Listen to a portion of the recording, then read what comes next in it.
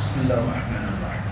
الحمد لله رب العالمين والعاقبة للمتقين والصلاة والسلام على أشرف الأنبياء والمرسلين ومن تبعهم بإحسان وإيمان إلى يوم الدين وبعد.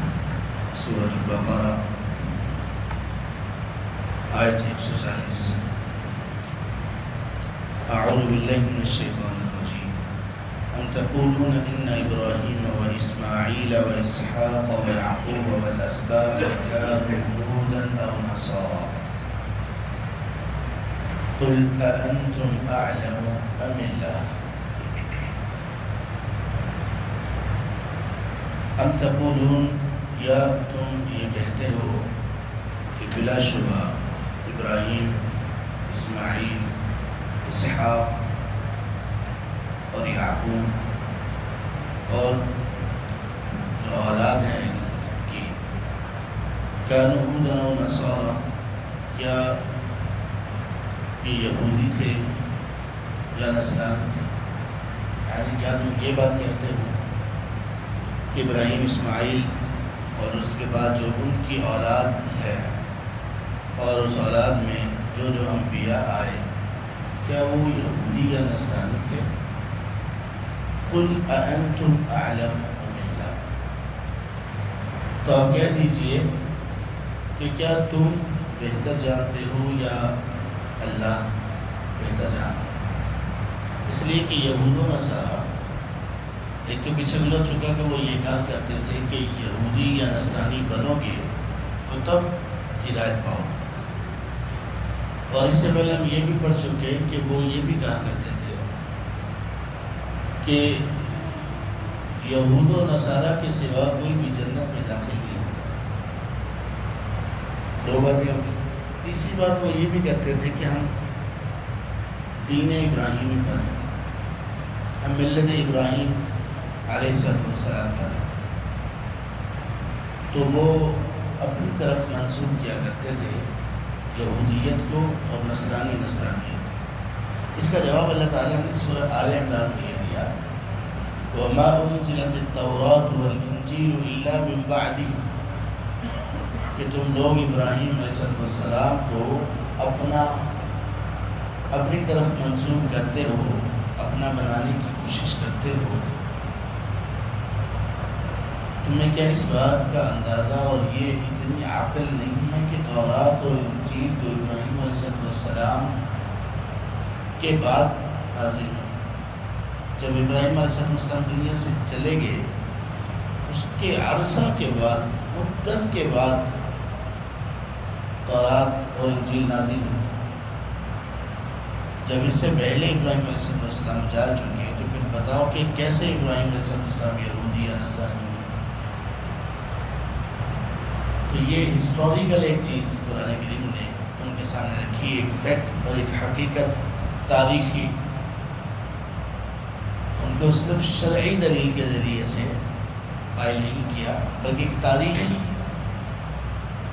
حقیقت کے ذریعے سے بھی ان کی بات کو جھوٹا ثابت کیا کہ تم لوگ جو ابراہیم علیہ السلام کے متعلق یہ کہتے ہو کہ یہ ہمارے ہیں، ہم میں سے ہیں، یہودی یا نصرانی ہیں، یہ تمہاری بات ہر طرح سے غلط ہے۔ یہاں نصیحت کا انداز ہے، قل انتم اعلم ام اللہ، اے پیغمبر آپ ان کو کہہ دیجئے کہ کیا تم بہتر جانتے ہو یا اللہ بہتر جانتے ہیں؟ یقیناً اللہ بہتر جانتے ہیں۔ تو اللہ نے کیا بتایا کہ ابراہیم کون تھے، اسماعیل، اسحاق، یعقوب اور ان کے اولاد سے آنے والے لوگ وہ کون تھے، کس دین پر تھے، یہ اللہ نے بتا دیا۔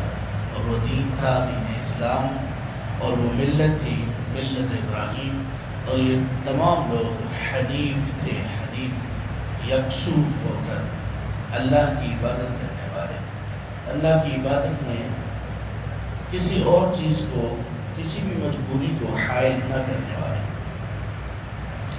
وَمَنْ أَظْلَمُ مِمَّنْ كَتَمَ شَهَادَةً عِنْدَهُ مِنَ اللَّهِ، اور اس شخص سے بڑھ کر ظالم کون ہوگا جس نے گواہی کو چھپا لیا جو اس کے پاس ہے من اللہ، اللہ کی طرف سے۔ وَمَا اللَّهُ بِغَافِلٍ عَمَّا تَعْمَلُونَ، اور اللہ تبارک و تعالیٰ غافل نہیں ہے اس چیز سے جو تم کرتے ہو۔ اللہ کی طرف سے گواہی اگر کسی کے پاس ہے، اس نے گواہی کو چھپا لیا تو یہ ایک کبیرہ گناہ ہے۔ جس طرح سے جھوٹی گواہی دینا کبیرہ گناہ ہے، اسی طرح سے گواہی کو چھپا لینا، گواہی دینے کے موقع پر گواہی نہ دینا، تو گویا یہ بھی ایک جھوٹی بات ہوئی، تو یہ بھی ایک کبیرہ گناہ ہے۔ تو اللہ نے فرمایا کہ اس آدمی سے بڑھ کر ظالم کون ہوگا کہ جس نے شہادت کو چھپا لیا۔ یہاں اس شہادت سے کیا مراد ہے؟ اس شہادت سے، گواہی سے مراد وہی بات ہے جو اللہ نے کی۔ ابراہیم، اسماعیل، اسحاق، یعقوب اور ان کے اولاد میں سے جو لوگ، جو انبیاء آئے، یہ تمام کے تمام حنیف تھے اور ملت ابراہیم کے پیروکار تھے، اور یہ گواہی کہ تمہاری کتابیں ان تمام چیزوں کی تصدیق کرتی ہیں۔ تمہاری کتابوں میں یہ سب کچھ لکھا ہوا ہے۔ جب لکھا ہوا ہے تو تم لوگ محمد صلی اللہ علیہ وسلم کے بارے میں گواہی کیوں نہیں دیتے؟ چھپاتے کیوں؟ لوگوں کو بتاتے کیوں نہیں برملا کہ یہی وہ رسول ہیں جن کے ہم منتظر تھے اور جن کا وعدہ ہم سے تورات اور انجیل میں کیا گیا تھا۔ تو جب تم ایسا نہیں کر رہے تو پھر تم سے بڑا کوئی ظالم ہی نہیں ہے۔ اچھا، بات یہ ہے کہ وہ اتنا بڑا جرم کر رہے ہیں، اتنی بڑی گواہی چھپا رہے ہیں، لوگوں کو نہیں بتا رہے ہیں، تو اللہ تعالیٰ ان کو تباہ و برباد کیوں نہیں کر دیتے؟ تبارک و تعالیٰ اس بات کے بارے میں پوچھا ہی نہیں جائے گا کہ لوگ عمل کیا کرتے تھے۔ آپ نے سمجھایا، سمجھانے کے بعد لوگوں نے کیا عمل کیا، یہ تو آپ سے سوال ہی نہیں ہوگا۔ یہ سوال تو ہر بندے سے ہوگا کہ تم بتاؤ کہ تم نے کیا عمل کیا۔ دین کی دعوت دینے والے لوگوں سے سوال یہ نہیں ہوگا کہ لوگوں نے کتنا مان لیا، کتنے لوگوں نے عمل شروع کر دیا۔ سوال یہ ہوگا کہ تم لوگوں نے اللہ کا پیغام پہنچایا یا نہیں پہنچایا۔ تمام انبیاء نے یہی کہا، تمام انبیاء نے یہی کیا۔ نبی صلی اللہ علیہ وسلم نے حجۃ الوداع کے موقع پر اپنی انگلی کو آسمانوں کی طرف اٹھایا اور کہا کہ اللہ آپ گواہ ہو جائیں۔ یہ بات آپ نے کس بنیاد پر کہی؟ آپ نے صحابہ کو مخاطب کیا، اے میرے صحابہ، الا هل بلغت، غور سے سنو اور بتاؤ، الا هل بلغت، کیا میں نے پیغام پہنچا دیا؟ صحابہ نے جواب دیا، اللہ کے رسول نے پیغام پہنچا دیا۔ اب نے یہ نہیں کہا کیا میں نے تمہیں منوایا کہ نہیں منوایا، کیا تم لوگوں کو میں نے ایمان اور اسلام قبول کروایا کہ نہیں کروایا، جس مکہ سے میں نکالا گیا تھا دیکھو دوبارہ واپس آیا کہ نہیں آیا۔ ایسا کوئی سوال ہی نہیں۔ سوال کیا ہے؟ الا هل بلغت، کیا میں نے اللہ کا پیغام پہنچا دیا، اس میں کوئی کمی اور کوتاہی تو نہیں کی؟ صحابہ نے گواہی دی کہ اللہ کے رسول آپ نے سب کچھ پہنچا دیا۔ تو پھر آپ نے کہا فَلْيُبَلِّغِ الشَّاهِدُ الْغَائِبُ، جو یہاں پر موجود ہیں وہ ان لوگوں تک بات پہنچا دیں جو یہاں موجود نہیں، اور یہ بات پہنچتی آ رہی ہے، قیامت تک یہ بات پہنچتی رہی۔ اللہ کے رسول صلی اللہ علیہ وسلم نے پہنچایا، اور آپ کے بعد جو آپ کی راہ چل رہے ہیں علماء اور وہ لوگ جو علم کے مطابق عمل کرتے ہیں، وہ سارے اسی بات پر آگے پہنچا رہے۔ تو اللہ نے فرمایا یہ امت ہی گزر گئی، جو اس نے کیا کمایا وہی اس کے لیے آج ہے، تم بھی جو کرو گے کماؤ گے، جیسے اعمال ہوں گے ویسے تمہارا انجام ہوگا۔ اور یہ یاد رکھو کہ لوگوں کے بارے میں لوگ کیا عمل کرتے ہیں، آپ سے یہ سوال نہیں کیا جائے۔